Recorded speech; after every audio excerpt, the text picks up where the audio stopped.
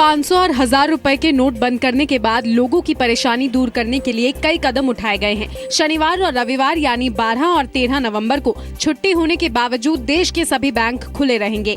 लोगों की भीड़ को देखते हुए ब्रांच के अंदर काउंटर भी बढ़ाए जाएंगे। सड़क परिवहन मंत्रालय ने 11 नवंबर तक देश के सभी नेशनल हाईवे को टोल फ्री कर दिया है, यानी लोगों को हाईवे पर टोल नहीं देना होगा। महाराष्ट्र सरकार ने भी लोगों को परेशानी से बचाने के लिए सभी स्टेट हाईवे को टोल फ्री कर दिया है। दिल्ली के एम्स अस्पताल ने भी 11 नवंबर तक ओपीडी में नए मरीजों के लिए इलाज मुफ्त कर दिया है।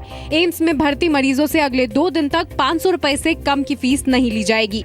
दिल्ली मेट्रो 11 नवंबर तक 500 और 1000 रुपए के नोट लेगा। 500 और 1000 रुपए के नोट बंद होने के बाद लोगों को काफी दिक्कतों का सामना भी करना पड़ रहा है। टोल नाकों, अस्पतालों, मेडिकल स्टोर, रेलवे स्टेशन पर लोग काफी परेशान दिखे। लोगों की शिकायत है कि उनके 500 और 1000 के नोट नहीं लिए जा रहे। दुकानदारों की दलील है कि लोग कम कीमत की चीजों के लिए भी 500 और 1000 रुपए दे रहे हैं। ऐसे में खुले पैसों की कमी है। अब जो खुला नहीं है तो कहाँ से दूंगा? सवारी पहले पूछ ले रहा हूँ, पहले खुला है तो बैठो, नहीं तो जाओ। खाने के लिए जाएं तो वहाँ पे खुला पैसा नहीं मिल रहा है। रेलवे टिकट वो नहीं दे रहे हैं, बस वाले हैं वो नहीं दे रहे हैं। जो भी तकलीफ होगी हम सहन करने के लिए तैयार है, जो भी तकलीफ होगा तो। लेकिन हमारा प्रधानमंत्री ने जो निर्णय लिया है वो बहुत ही अच्छा होगा हमारे देश के लिए, हमारे लिए और हमारे समाज के लिए। पेट्रोलियम मंत्री ने लोगों से अपील की है कि अगर कोई भी पेट्रोल पंप या सीएनजी गैस स्टेशन पुराने नोट लेने से मना करता है तो सीधे शिकायत कर सकते हैं। उनके खिलाफ सख्त कार्रवाई होगी। जो पुराने नोट पेट्रोल पंप के मालिक नहीं लेगा उनके ऊपर हम निगरानी रखें, कार्रवाई भी करेंगे। पैसे को लेकर लोगों की दिक्कत जल्द दूर होगी। 500 और 2000 के नए नोट कल से लोगों को मिलने लगेंगे। सरकार ने 2000 के नोट को लोगों के लिए जरूरी बताया है। मार्केट में आखिर लोगों को पैसा चाहिए ट्रांजैक्शंस करने के लिए, तो रिप्लेसमेंट के लिए वो करेंसी इंट्रोड्यूस की जाएगी और आरबीआई उसको बहुत स्ट्रिक्टली मॉनिटर करेगी। 500 रुपए के नए नोट के पीछे लाल किले की तस्वीर होगी। साथ ही 500 के नए नोट के पीछे स्वच्छ भारत अभियान का लोगो होगा। 2000 के नोट पर स्वच्छ भारत अभियान का नारा होगा। इसमें पीछे की ओर मंगलयान की तस्वीर होगी।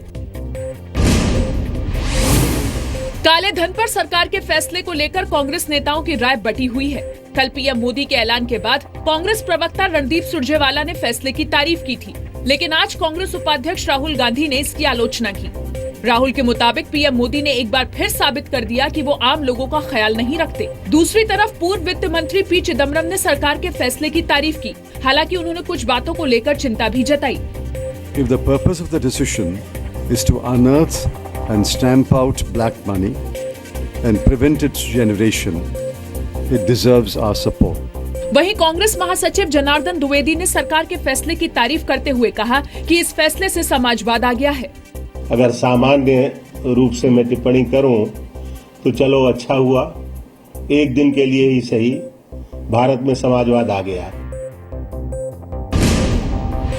काले धन पर सरकार के फैसले को लेकर गैर कांग्रेसी विपक्षी दलों की राय अलग अलग है। बिहार के मुख्यमंत्री नीतीश कुमार ने सरकार के फैसले की तारीफ की है, जबकि यूपी के मुख्यमंत्री अखिलेश यादव ने फैसले पर साफ साफ कुछ नहीं कहते हुए कहा कि इससे लोगों को दिक्कत नहीं होनी चाहिए। केंद्र सरकार के इस निर्णय का मैं स्वागत करता हूं और इसका समर्थन भी करता हूं। जहां तक ये फैसले की बात है, पहली बात ये होनी चाहिए किसी को भी असुविधा नहीं होनी चाहिए। तृणमूल कांग्रेस ने सरकार के फैसले की आलोचना की है। पश्चिम बंगाल की मुख्यमंत्री ममता बनर्जी ने सरकार से ये फैसला तुरंत वापस लेने की अपील की है। सांसद इदरीस अली ने कहा है कि वो नोट बैन करने के फैसले के खिलाफ हाई कोर्ट में जनहित याचिका दायर करेंगे। आम आदमी पार्टी के संयोजक अरविंद केजरीवाल फैसले पर खामोश हैं, लेकिन उन्होंने ममता बनर्जी के विरोध को रीट्वीट किया है। अमेरिकी चुनाव और 500 और 1000 रुपए के नोट पर बैन की वजह से शेयर बाजार में आज जोरदार गिरावट दर्ज की गई। बाजार 5 साल में सबसे बड़ी गिरावट के साथ खुले। शुरुआती कारोबार में ही निफ्टी में करीब 550 और सेंसेक्स में करीब 1600 अंक की गिरावट देखने को मिली, लेकिन दोपहर के कारोबार में बाजार में शानदार रिकवरी आई। आखिर में सेंसेक्स 339 अंक और निफ्टी 112 अंक की गिरावट के साथ बंद हुए। बाजार की रिकवरी में फार्मा और बैंकिंग शेयरों की अहम भूमिका रही। दूसरी तरफ रियलिटी, आईटी और ऑटो शेयर्स में सबसे ज्यादा गिरावट देखने को मिली। आज के कारोबार में निवेशकों को करीब 2.25 लाख करोड़ का नुकसान हुआ। हालांकि शुरुआती कारोबार में ये नुकसान करीब 6 लाख करोड़ रुपए का था।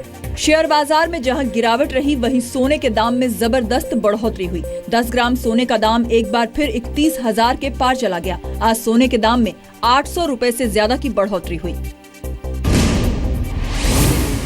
अमेरिका में राष्ट्रपति चुनाव के नतीजे आ गए हैं। रिपब्लिकन पार्टी के डोनाल्ड ट्रंप अमेरिका के 45वें राष्ट्रपति होंगे।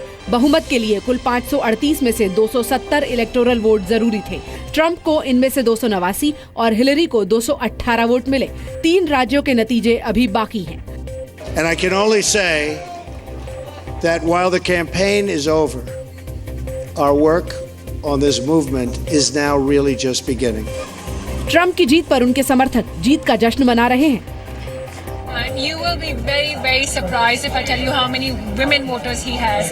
We've traveled across Florida. We've campaigned there for a month. I've spoken to Indian women. I've spoken to young women. America के चुनावों में भारतीय मूल की रिकॉर्ड 4 हस्तियों को जीत मिली है। कैलिफोर्निया की अटॉर्नी जनरल और भारतीय मूल की कमला हैरिस ने सीनेट के चुनाव में जीत दर्ज की। कमला हैरिस की मां चेन्नई की थी। भारतीय मूल की प्रमिला जयपाल सिएटल से हाउस ऑफ रिप्रेजेंटेटिव की सदस्य बनी है। चेन्नई में जन्मे राजा कृष्णमूर्ति को इलिनॉइस से हाउस ऑफ रिप्रेजेंटेटिव के लिए चुना गया है। भारतीय मूल के रोहित खन्ना भी कैलिफोर्निया से चुनाव जीतकर कांग्रेस के सदस्य बन गए हैं। चुनाव जीतने वाले भारतीय मूल के सभी नेता डेमोक्रेटिक पार्टी के हैं। वहीं डेमोक्रेटिक पार्टी के ही एमी बेरा के चुनाव में वोटों की गिनती फिर से की जा रही है। अगर बेरा जीतते हैं तो वो तीसरी बार हाउस ऑफ रिप्रेजेंटेटिव के सदस्य बनेंगे।